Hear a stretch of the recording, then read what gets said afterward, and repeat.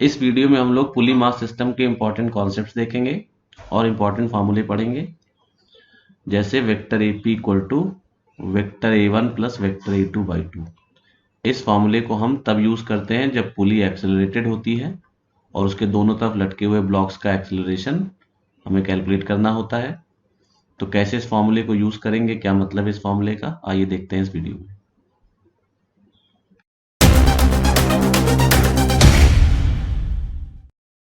Hello students, मैं हूं संजीव वर्मा और आप देख रहे हैं बल्ला क्लासेस का यूट्यूब चैनल। हम लोग आज स्टार्ट करेंगे पुली मास सिस्टम का पार्ट 2। पिछले वीडियो में हम लोगों ने पार्ट 1 देखा, जिसमें सिंपल पुली मास सिस्टम के क्वेश्चंस को कैसे डील करते हैं वो पूरा पार्ट देखा। और आज हम लोग देखेंगे पुली मास सिस्टम में थोड़े से और अच्छे केसेस। तो आपके सामने एक आपको डायग्राम दिख रहा है, वेज दिख रहा है। इस वेज में वेज फिक्स्ड है और वेज के ऊपर दो ब्लॉक, वेज के ऊपर एक ब्लॉक M1 रखा है, इधर एक M2 लटक रहा है, थ्रेड के थ्रू बंधे हुए हैं दोनों ब्लॉक्स आपस में। और हमसे पूछा जा रहा है find acceleration of the blocks. Blocks का एक्सेलरेशन निकालना है। फ्रिक्शन वगैरह कहीं पर नहीं, मतलब ब्लॉक और वेज के बीच पे फ्रिक्शन नहीं है और वेज फिक्स्ड है। वेज नहीं चलेगा, ये आपको क्वेश्चन में दिया है, वेज इज फिक्स्ड। वेज नहीं चलेगा, तो वेज इज फिक्स्ड, वेज को नहीं चलना। तो अब हम लोग जो स्टार्ट करेंगे एक्सेलरेशन लिखने के लिए, तो देखिए यहीं पर जैसा लास्ट वीडियोस में हम लोग देख चुके हैं, यहीं पर हम लोग M2 का FVD बनाते हैं। M2 का वेट आएगा M2G नीचे की तरफ और ऊपर की तरफ लगेगा टेंशन T ऐसे। ये पुली पर टेंशन होगा, इधर पुली पर टेंशन होगा और ये टेंशन आएगा ब्लॉक पर। ब्लॉक का जो वेट होगा वो होगा M1G और वो वर्टिकली डाउनवर्ड डायरेक्शन में ऐसे एक्ट करेगा, M1G। अब हमें चूंकि ब्लॉक का एक्सेलरेशन चाहिए, तो जैसा कि हम लोग पहले के वीडियोस में देख चुके हैं, हमें बॉडी पे लगने वाले सारे फोर्सेस को मोशन के लॉन्ग और मोशन के परपेंडिकुलर रिजॉल्व करना होता है। M2 पर दो ही फोर्सेस हैं, M2G और T, और दोनों ऑलरेडी मोशन के लॉन्ग हैं। तो हमें यहाँ पर कोई रिजोल्यूशन नहीं करना, किसी वेक्टर को रिजॉल्व नहीं करना, कंपोनेंट्स नहीं निकालने। लेकिन जो ब्लॉक M1 है, इस पर दो फोर्सेस हैं, एक T लग रहा है टेंशन और एक इसका वेट है M1G। टेंशन तो इसके मोशन के अलॉन्ग होगा, क्योंकि M1 का मोशन इंक्लाइन प्लेन पे ही होगा, या तो ऊपर की तरफ या नीचे की तरफ। यानी ये जो डायरेक्शन है ये M1 के मोशन की डायरेक्शन है। ये टेंशन तो मोशन के डायरेक्शन में है, लेकिन जो M1G है वो ना मोशन के डायरेक्शन में है ना मोशन के परपेंडिकुलर है। तो इसको रिजॉल्व कर लेंगे हम लोग, और इसको रिजॉल्व करेंगे तो यहाँ पर देखिए M1G के दो कंपोनेंट्स आएंगे, एक इस तरफ, ये सब हम लोग बेसिक चीजें हैं, जानते हैं।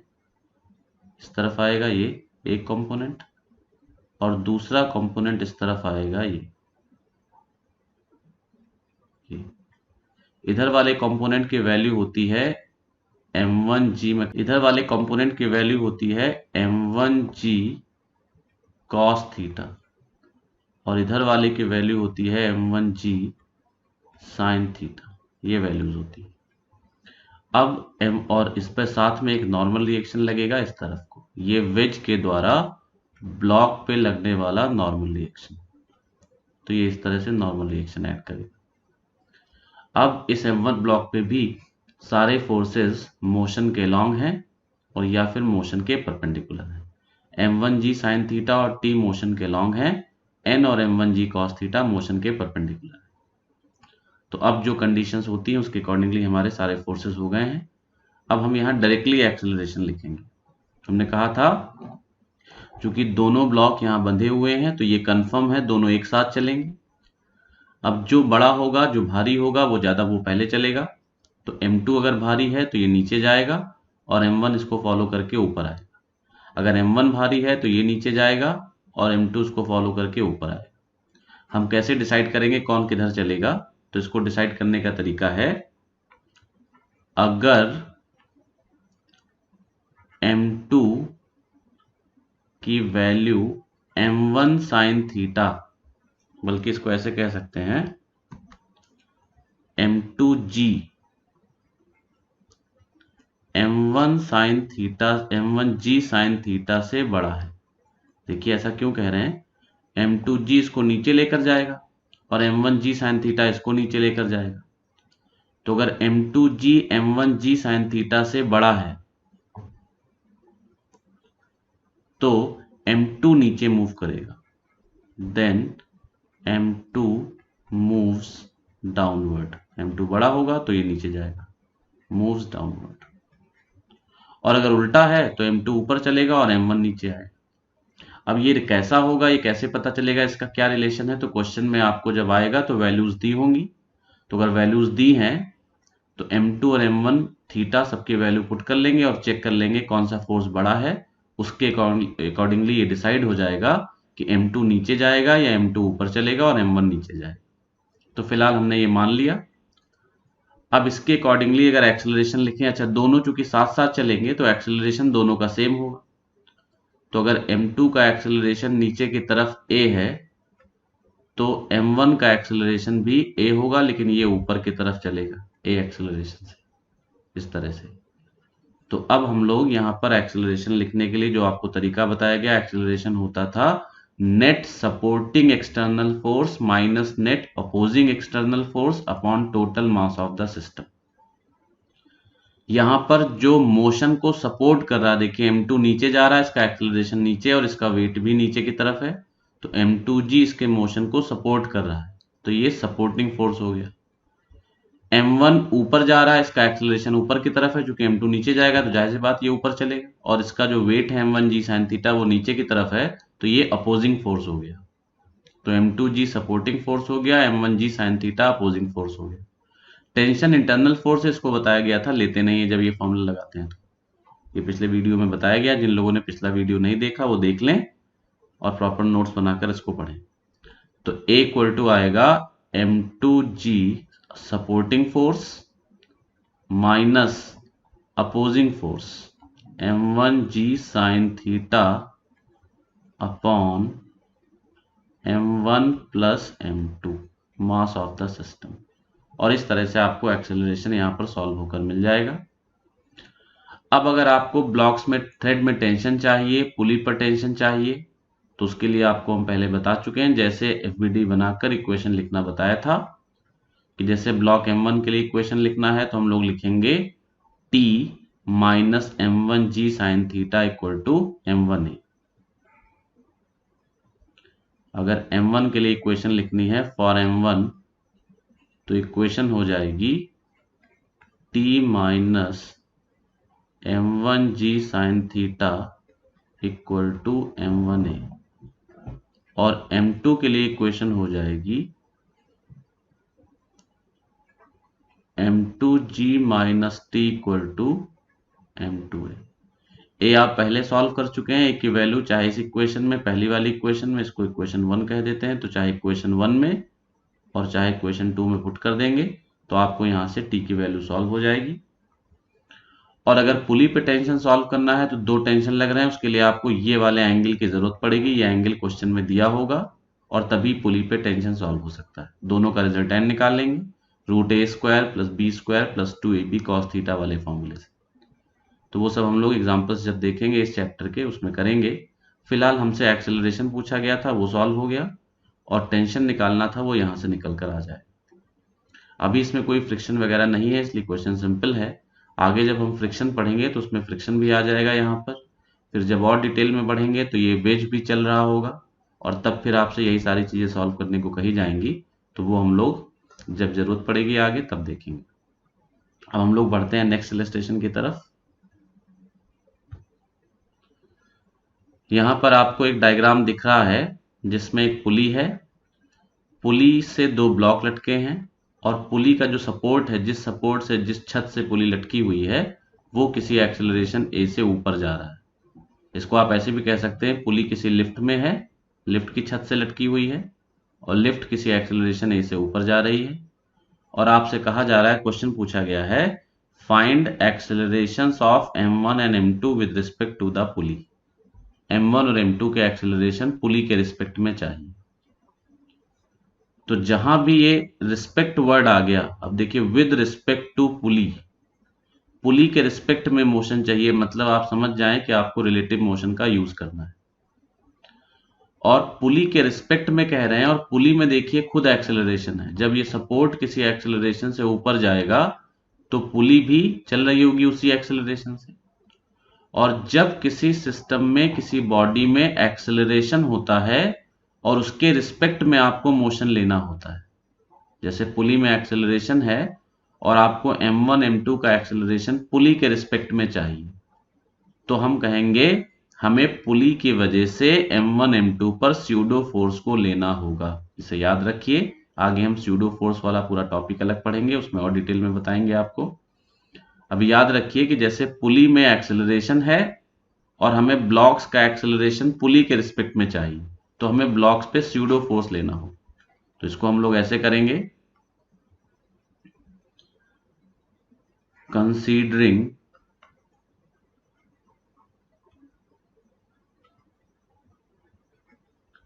motion of blocks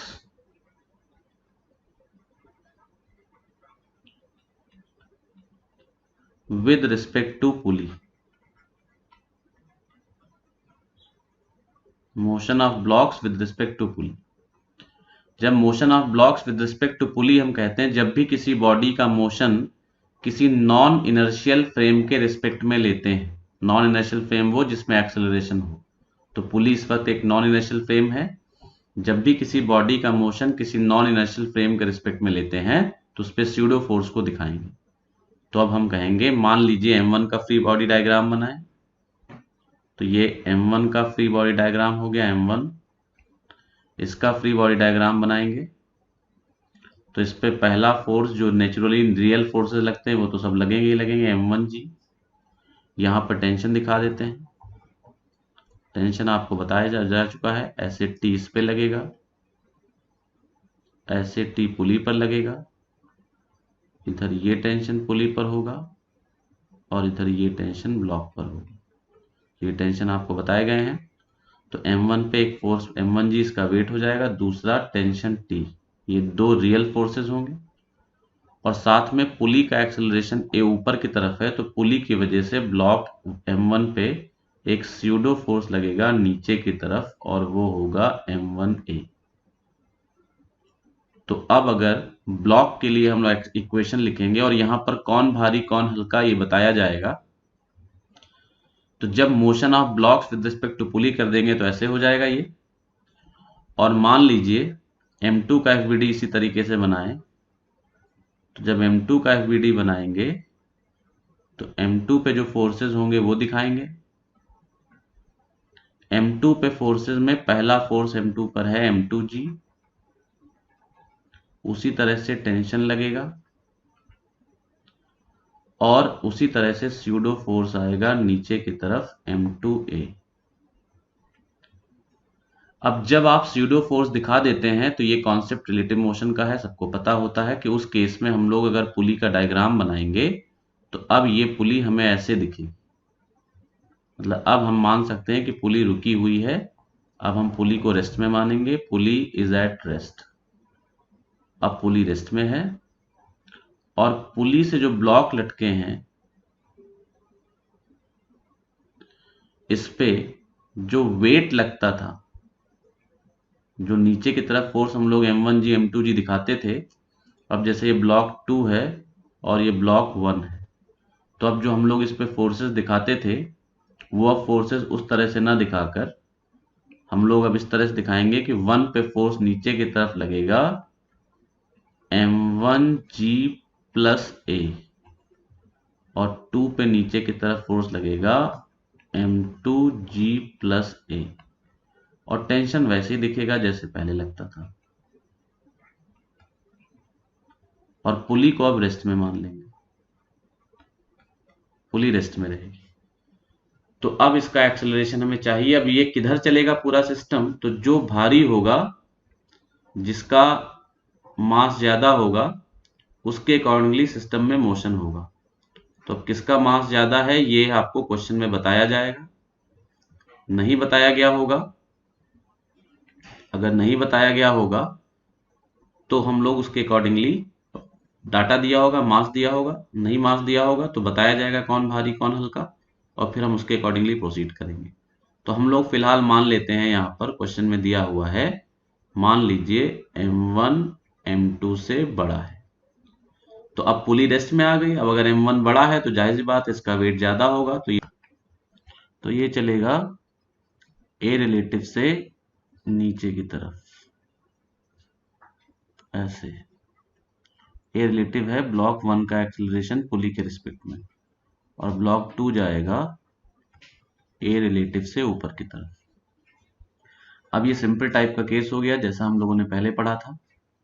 यहाँ पर दो ब्लॉक हैं, अब पुली तो चल नहीं रही है, क्योंकि हम लोग रिलेटिव मोशन में पढ़ चुके हैं कि जब किसी बॉडी का मोशन दूसरे किसी बॉडी के रिस्पेक्ट में लेते हैं, तो जिस बॉडी के रिस्पेक्ट में मोशन लेते हैं उसको रेस्ट में मान लेते हैं। तो चूंकि ब्लॉक्स का मोशन पुली के रिस्पेक्ट में लिया गया है, तो पुली अब रेस्ट में आ जाएगी। जब आप स्यूडो फोर्स ले लेंगे तो जिसके रिस्पेक्ट में है वो बॉडी रेस्ट में मान ली जाएगी, तो पुली को रेस्ट में ले लेंगे।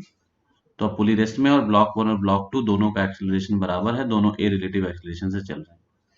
अब ये रिलेटिव सॉल्व करने के लिए चाहे आप वो वाला फॉर्मूला लगा लीजिए, supporting force minus opposing force upon total mass, या फिर जो आपको पिछले वीडियो में हमने दिखाया था कि सिंपल इस तरह का जब केस होगा पुली मास सिस्टम का और दो ब्लॉक होंगे, दोनों का एक्सीलरेशन सेम होगा, तो इस तरह से सीधा फॉर्मूला होता है A equal to M2 minus M1 upon M2 plus M1 into g, और टेंशन होता है 2M1 M2 upon M1 plus M2 into जी।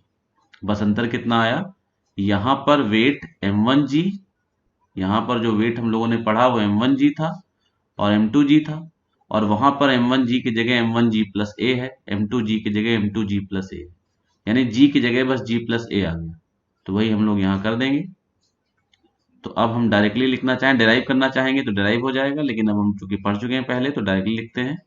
तो रिलेटिव एक्सीलरेशन हो जाएगा M1 minus M2 upon M1 plus M2 into G plus A। ये relative acceleration हो गया, ये हमें रिलेटिव एक्सीलरेशन की वैल्यू मालूम हो गई।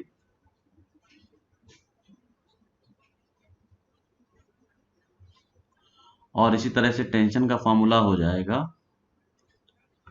T equal to 2M1 M2 upon M1 plus M2 into G plus A। बस जहां जहां G था वहां वहां G प्लस A रख देंगे। तो इस तरह से हम लोग इस तरह के क्वेश्चन को सॉल्व कर सकते हैं। अब मान लीजिए पुली ऊपर की बजाय नीचे जा रही होती किसी एक्सेलरेशन A से, तो भी हम लोग ऐसे ही डील करते, उसको देख लेते हैं आगे क्या करेंगे। तो ये पुली हो गई, उसी तरह से ये किसी सपोर्ट से लटकी हुई है, और उसी तरह से दो ब्लॉक हैं, सेम क्वेश्चन है ये, ब्लॉक 2 ब्लॉक 1, और इस बार जो सपोर्ट है वो किसी एक्सेलरेशन A से नीचे जा रहा है, और ये AG से कम है।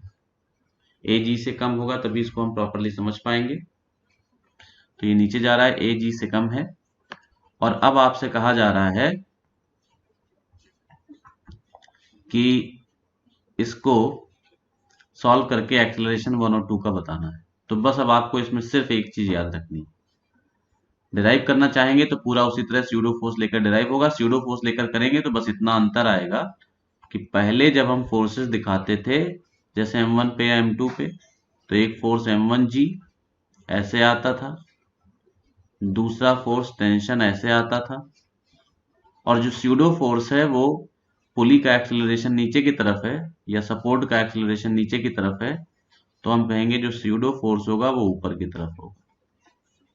तो अब आप इसको ऐसे कह सकते हैं कि ब्लॉक के लिए डायग्राम बनाएंगे, यानी इसी डायग्राम को हम यही कह सकते हैं कि इसको हम ऐसे मान सकते हैं कि टेंशन T तो वैसे ही दिखाएंगे जैसे था, और M1G और A का जो रिजल्टेंट है ये M1A होगा, M1A, M1G और M1A स्यूडो फोर्स M1A होगा, वो मैंने A लिख दिया था, उसको M1A कर लीजिए।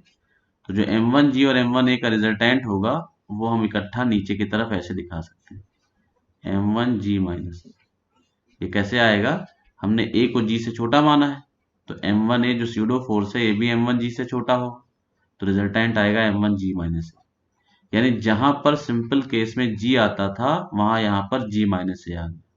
ये पिछले केस में जिसमें पुली ऊपर जा रही थी A एक्सेलरेशन से, उसमें जहां G प्लस A आया था उसमें यहाँ G माइनस A आ गया। तो आंसर में भी वही चेंजेस आएंगे। तो अब आंसर लिखेंगे अगर हम, तो एक्सेलरेशन हो जाएगा उसी तरह से M1 minus M2 upon M1 plus M2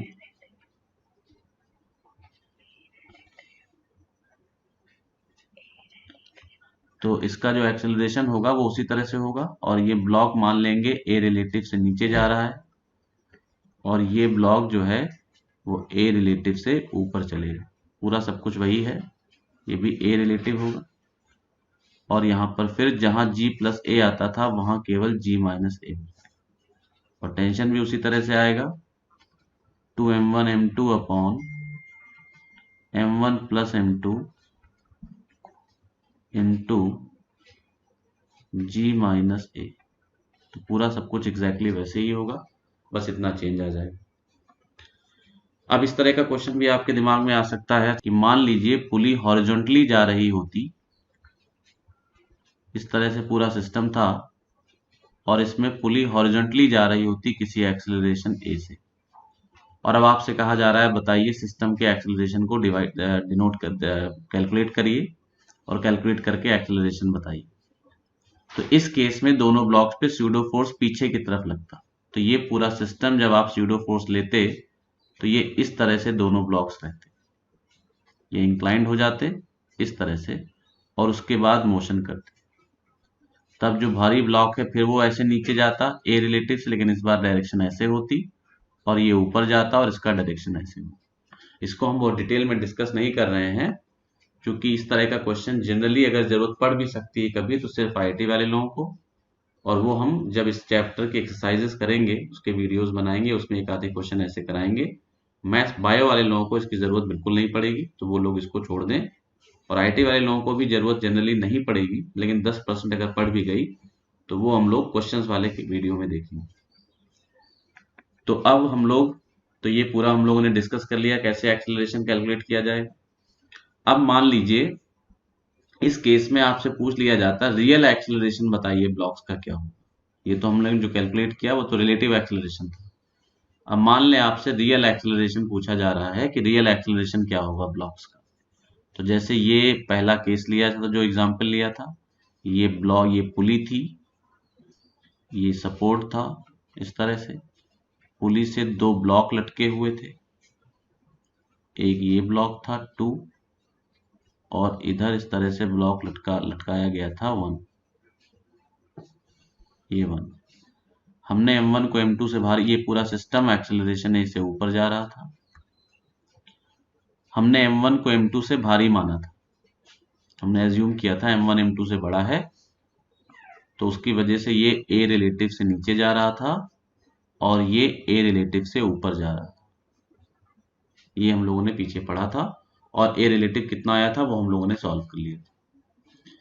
अब अगर आपसे इनके रियल एक्सेलरेशन की बात की जाए, 1 और 2 का रियल एक्सेलरेशन क्या होगा, तो अगर 1 और 2 के रियल एक्सेलरेशन की बात की जाएगी, जब पुली एक्सेलरेशन A से ऊपर जा रही है, इसको अलग डायग्राम में दिखाते हैं रियल मोशन। ये तो रिलेटिव मोशन ऑफ ब्लॉक्स का डायग्राम है, ये जो डायग्राम है ये रिलेटिव मोशन ऑफ ब्लॉक्स का डायग्राम है,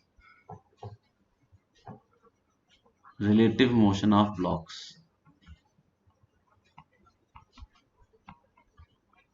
मोशन ऑफ ब्लॉक्स का डायग्राम है। अब यहां जो हम लोग देखेंगे वो रियल मोशन का डायग्राम अगर बनाए,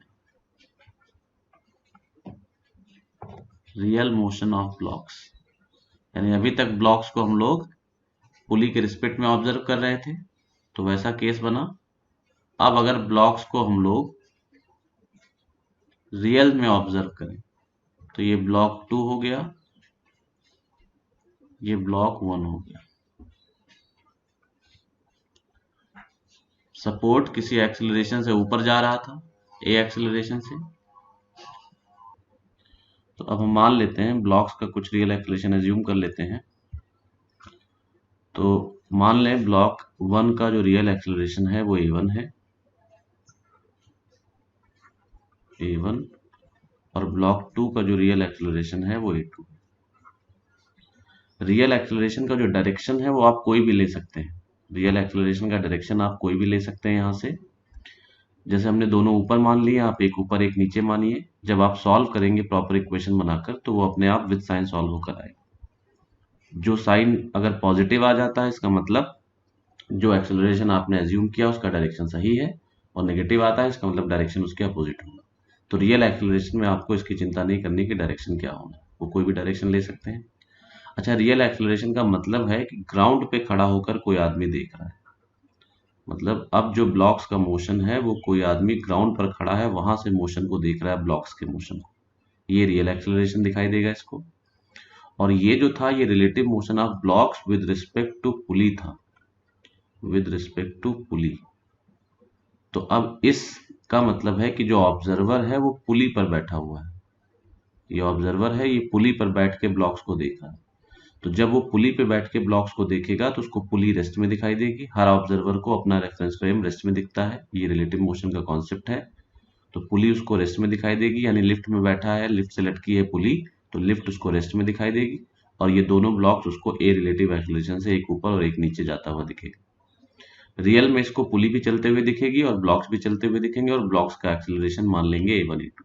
और रियल में इनका एक्सेलरेशन सेम नहीं होगा, वो अलग अलग होगा, और डायरेक्शन आप कोई भी ले लीजिए जो आप चाहें। अब रियल कैसे फाइंड करेंगे a1? तो देखिए रिलेटिव हम सॉल्व कर चुके हैं, a1 a2, ए रिलेटिव हम सॉल्व कर चुके हैं। रिलेटिव एक्सेलरेशन से रियल एक्सेलरेशन कैसे निकालेंगे? तो सीधा तरीका है, इसको समझ लें कि जैसे ब्लॉक 1 का रिलेटिव एक्सेलरेशन पुली के रिस्पेक्ट में ए रिलेटिव, और पुली का एक्सेलरेशन ए है, तो ब्लॉक 1 का अगर रियल एक्सेलरेशन आपको चाहिए तो वो इसके रिलेटिव एक्सेलरेशन और पुली के एक्सेलरेशन का रिजल्टेंट होगा। रियल एक्सेलरेशन, रिलेटिव एक्सेलरेशन, और जिसके रिस्पेक्ट में रिलेटिव लिया गया उसके एक्सेलरेशन का रिजल्टेंट होता है। तो अब अगर आपको ब्लॉक 1 का रियल एक्सेलरेशन चाहिए तो हम कहेंगे a1 जो होगा रियल एक्सेलरेशन ऑफ ब्लॉक्स,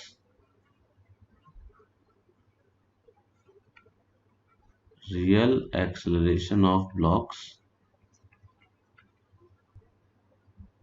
अब हम रियल एक्सेलरेशन लिखेंगे ब्लॉक 1 का, तो वो होगा a1 equal to a minus A relative. a minus A relative क्यों लिखा है? क्योंकि यहां से देखिए ए रिलेटिव और ए अपोजिट है, तो इनका रिजल्टेंट निकालने के लिए इनको घटाना पड़ेगा। और चूंकि हमने a1 का डायरेक्शन ऊपर की तरफ लिया है, यानी रिजल्टेंट ऊपर आना है, तो ऊपर आने के लिए a को बड़ा मानेंगे, ए रिलेटिव को छोटा, तो ये a माइनस ए रिलेटिव हो जाए। जो 2 का रियल एक्सेलरेशन है उसमें ए रिलेटिव भी ऊपर है और ए भी ऊपर है, पुली का एक्सेलरेशन भी ऊपर है, ए रिलेटिव भी ऊपर है, तो इन दोनों का रिजल्टेंट निकालने के लिए दोनों को डायरेक्टली जोड़ देंगे और रिजल्टेंट भी ऊपर ही आएगा a2। तो इस तरह से a2 जो है ब्लॉक 2 का रियल एक्सेलरेशन वो हो जाएगा a प्लस ए रिलेटिव। ये दो इक्वेशन बन गई। अब यहां से अगर आप ए रिलेटिव की वैल्यू हम सॉल्व कर चुके हैं, पुट कर लेंगे तो आपको a1 और a2 निकल आएंगे। दोनों इक्वेशन में ए रिलेटिव की वैल्यू पुट करेंगे तो आपको दोनों ब्लॉक्स का रियल एक्सेलरेशन मालूम हो जाए। a2 हमेशा पॉजिटिव ही आएगा, क्योंकि a में ए रिलेटिव जोड़ेंगे तो प्लस ही आएगा, तो a2 पॉजिटिव आएगा, इसका मतलब ये डायरेक्शन जो a2 का है वो हमेशा करेक्ट होगा और ये ऊपर की तरफ ही होगा। और a1 के केस में पॉजिटिव भी आ सकता है, नेगेटिव भी आ सकता है।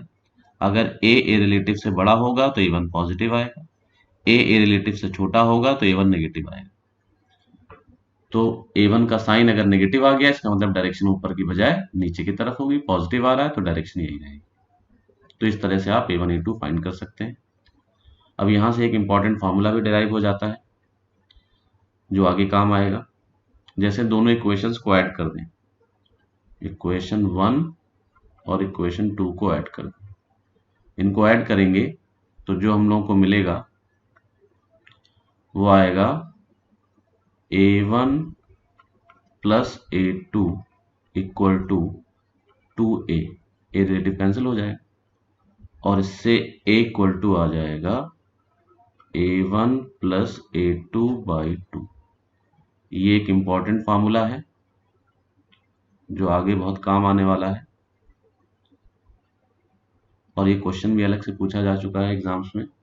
ये क्या बताता है फॉर्मूला, देखिए इसमें ए है पुली का एक्सेलरेशन, पुली का रियल एक्सेलरेशन, A1 है ब्लॉक 1 का रियल एक्सेलरेशन, A2 है ब्लॉक 2 का रियल एक्सेलरेशन।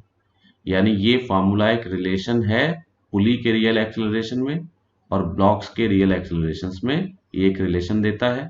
इस रिलेशन का यूज हम लोग डायरेक्टली भी कर सकते हैं और चाहें तो पूरा डिराइव करके इसको ला सकते हैं। आगे जो क्वेश्चंस पढ़ेंगे हम लोग कंस्ट्रेंट मोशन वाले, उसमें इसको डायरेक्टली यूज करेंगे। तो इस फॉर्मूले को थोड़ा और प्रॉपर्ली बता देते हैं आपको।